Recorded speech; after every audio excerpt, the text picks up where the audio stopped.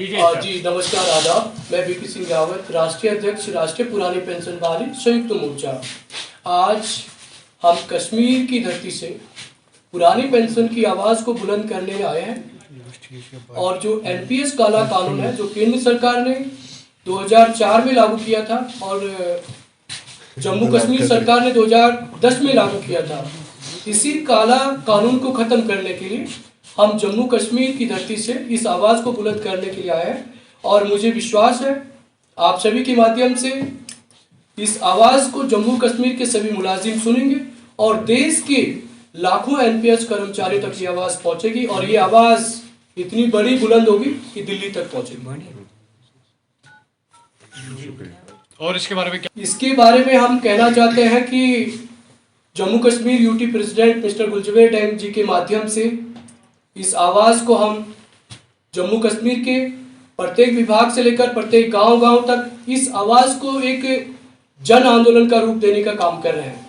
अब देश के सभी राज्यों में कोने कोने तक इस आवाज़ को पहुंचाने का निरंतर प्रयास कर रहे हैं और ये आवाज़ हर विभाग से लेकर, हर कर्मचारी से लेकर, हर मुलाजिम से लेकर, चाहे वो आईपीएस अधिकारी हो, चाहे वो आईएएस अधिकारी हो, चाहे एक हमारा चतुर्थ श्रेणी का कर्मचारी हो, शिक्षक हो, डॉक्टर्स हो, सबकी लड़ाई है, सबकी हक की लड़ाई है।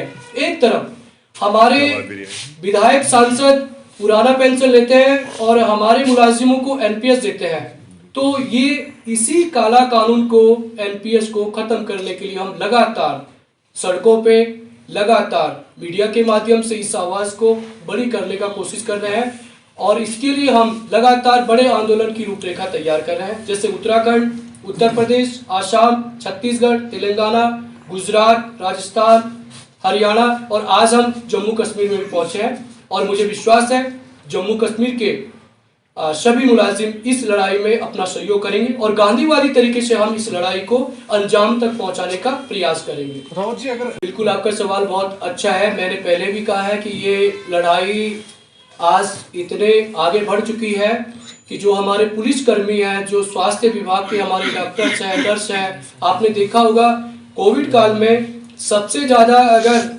सड़क पे देश की सेवा में, जनहित की सेवा में अगर सबसे ज़्यादा कोई आया है तो पुलिसकर्मी और डॉक्टर्स और स्वास्थ्य कर्मी आए हैं। उनको एनपीएस काला कानून है और दूसरी तरफ हमारे जो विधायक और सांसद हैं उनके लिए पुराना पेंशन है।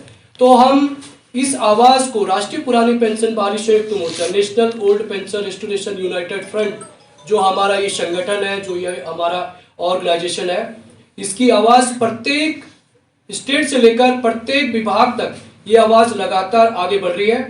और मैंने पहले भी कहा है कि इस आवाज़ में हमारे जितने भी 20 डिस्ट्रिक्ट हैं जम्मू कश्मीर के, सब जगह हमारे यूटी प्रेसिडेंट गुलजवेर डैंग जी ने अपने यूनिट को खड़ा किया है और ये आवाज़ आने वाले टाइम में हम जम्मू कश्मीर में बहुत बड़ा मूवमेंट तैयार करेंगे और केंद्र सरकार को हर हालत में इस आवाज़ को सुनना होगा और यूटी में जो हमारे गवर्नर साहब हैं उनको ये आवाज़ को हर हालत में सुनना होगा। इस आवाज़ को आगे लेके जा रहे, लगातार सड़कों पे लगातार जन आंदोलन का रूप ले रहे हैं। जैसे कि हम फर्स्ट उसमें हम ज्ञापन प्रेषित कर रहे हैं गवर्नर जी के माध्यम से, डिस्ट्रिक्ट कलेक्टर के माध्यम से।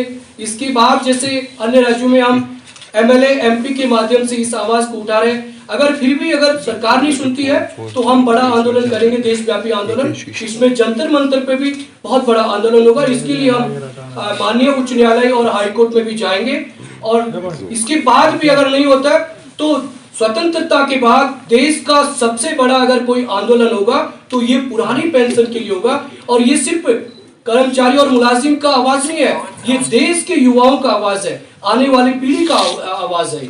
सर, दो बात। हमारे एनपीएस कर्मचारी जो रिटायर हुए हैं, जिनको 2005 के बाद जिनका अपॉइंटमेंट हुआ है, कुछ साथी हमारे रिटायर हो चुके हैं, तो उनको आज एनपीएस के माध्यम से 1000-2000 रुपये पेंशन मिल रहा है। दूसरी तरफ जो हमारा ओपीएस कर्मचारी पुरानी पेंशन में जो कर्मचारी होता है उसको लास्ट सैलरी का 50% उसको मिलता है, उसमें डीए भी जुड़ता है। जैसे महंगाई बढ़ता, प्रत्येक क्रम वाइज बढ़ता है तो वो भी मिलता है। लेकिन एक राज्य सिर्फ और सिर्फ देश में ऐसा है, पश्चिम बंगाल, जिसमें अभी भी पुरानी पेंशन मिल रहा है। मैं ममता बनर्जी का आपके चैनल के माध्यम से हार्दिक अभिवादन करता हूं कि पश्चिम बंगाल सरकार लगातार अभी तक इस एनपीएस काला कानून को लागू नहीं किया है, लगातार वहां पे पुरानी पेंशन दी जा रही है। ये हमारे लिए बहुत बड़ी बात है, पूरे देश के लिए बड़ी बात है।